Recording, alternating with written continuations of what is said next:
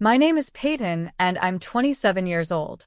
My parents used to laugh when they said it, like it was a harmless joke, like words couldn't bruise. You're not real family, they'd say. You're adopted in spirit. They never let me forget it. Not at birthdays, not at graduations. Not even at dinner tables where my brother's smallest achievements were celebrated, like national holidays. He got parties, photos, speeches. I got silence. If I asked why, my mother would smile thinly and say, "You should be grateful you're even here." That sentence followed me my entire life. I learned early how to stay quiet, how to shrink, how to become invisible in my own home. When my brother turned 16, they surprised him with a car and a banner that said, "So proud of you." When I turned 16, my mother reminded me to do the dishes because guests were coming. No cake, no candles, just work. I remember standing at the sink, hands in soapy water, hearing laughter behind me, thinking maybe this was what they meant by not being real family. You don't celebrate appliances. You just use them. They told everyone I was difficult, that I was emotional, that I never quite fit. What they never told anyone was how often I cried alone at night, wondering what I'd done wrong to deserve being treated like an obligation instead of a daughter. Every milestone my brother hit was announced, framed, posted. Every milestone I hit was ignored. When I graduated college, my father said, "Don't get a big head." When my brother dropped out of his third program, they blamed the system. The phrase burned itself into my mind. Brother got every milestone celebrated. I got silence. I didn't know then how much those words would matter later. The only person who ever looked at me differently was my grandmother. She never called me adopted in spirit. She never joked about me not belonging. When I walked into a room, she'd squeeze my hand like she was anchoring me to something solid. Sometimes I caught her watching my parents with an expression I didn't understand, part sadness, part anger, part patience, like she was waiting for a clock only she could hear to finally strike. On my 25th birthday, something changed. There was no party, of course. My parents barely acknowledged it. My brother didn't even text. We were all at my grandmother's house for a family dinner, but no one mentioned why. After dessert, while everyone argued in the living room, Grandma pulled me into the hallway. She hugged me tighter than usual and whispered, "It's time." Then she pressed an envelope into my hand and said words I'll never forget. "Do not open this at home." I laughed nervously, thinking it was a card, but her face was serious, almost urgent. My hands shook as I held the envelope. My name was written on it in her careful handwriting. No return address, no explanation. That night, I sat in my car staring at it for an hour. I kept hearing my parents' voices in my head. Not real family, adopted in spirit, be grateful. The envelope felt heavier than paper should. When I finally opened it, the first line inside made me whisper, "No way." But I'm getting ahead of myself. Before that night, before that envelope, I need you to understand how deeply the lie of not belonging had been carved into me. Every time my parents reminded me I wasn't real family, it wasn't loud cruelty. It was worse. It was casual, like stating a fact, like telling someone the sky is blue. And when something is said often enough, gently enough, you start to believe it. I built my life around proving I deserved space. I worked harder. I asked for less. I apologized for things that weren't my fault.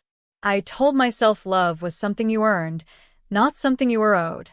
And still, no matter how much I achieved, it was never enough to make me real in their eyes. What I didn't know, what none of them knew, was that a truth older than me, older than their cruelty, had been waiting quietly for 25 years. A truth written down, protected, and hidden by the only person who ever saw me clearly. A truth that would eventually force my parents to face a question. They'd avoided my entire life. Who actually belongs? That envelope was the beginning. Not of revenge, not of anger, but of clarity.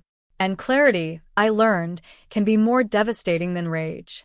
I opened the envelope sitting alone in my car, the engine off, the street light flickering like it was nervous for me. Inside was a letter several pages long, and a copy of a legal document. The first line hit me so hard I had to read it twice. My parents told me I was adopted in spirit and never let me forget it. Those exact words were written there in my grandmother's handwriting, like she had pulled them straight out of my chest. My hands started shaking. The letter explained everything my parents never wanted me to know. I wasn't adopted in spirit. I wasn't a charity case. I wasn't an obligation. I was family in the only way that actually mattered. By blood, by choice, and by law. 25 years earlier, before I was born, my grandfather had created a trust. A quiet one. Not flashy, not announced. It was designed to activate only when the youngest grandchild turned 25. That was me. The trust wasn't about money alone. It was about protection. My grandfather had seen something early on. Favoritism, cruelty, the way my parents treated me differently even as a child.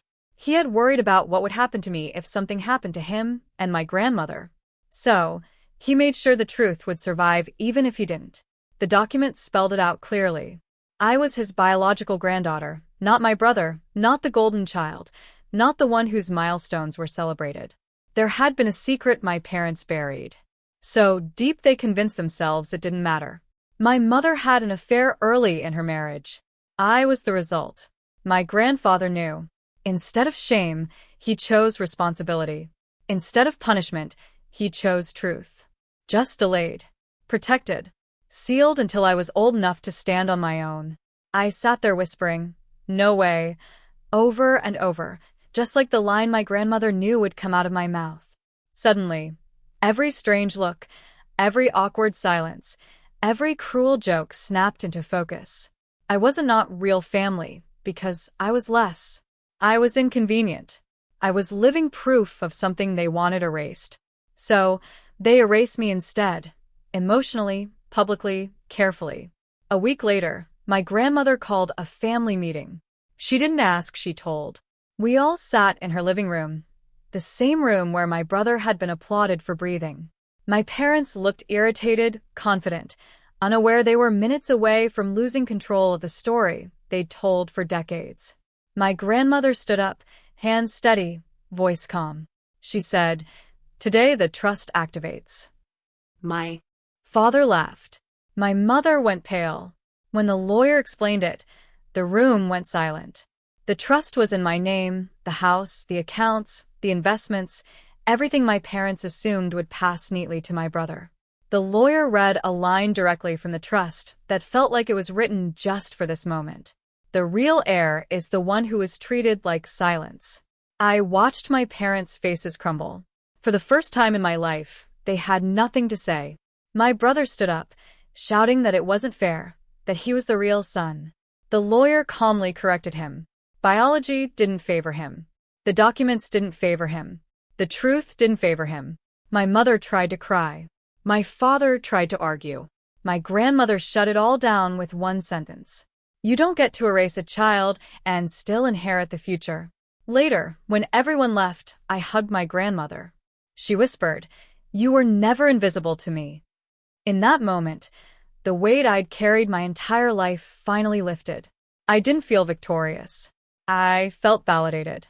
I felt real. Not because of money, not because of inheritance, but because the lie that defined my childhood was finally dead. My parents don't call me anymore. When they do, it's polite, careful, empty. They lost the power to define me the day the truth spoke louder than them. I moved into the house slowly, thoughtfully. I framed my college degree. I celebrated my own milestones. I stopped apologizing for existing. The phrase that haunted me for years lost its grip. My parents told me I wasn't real family. Turns out they were wrong about the only thing that ever mattered. If this story moved you, if you believe truth always finds its way out, no matter how long it's buried, and if you want more real, powerful stories like this, don't forget to subscribe to the channel because every subscription helps these voices be heard.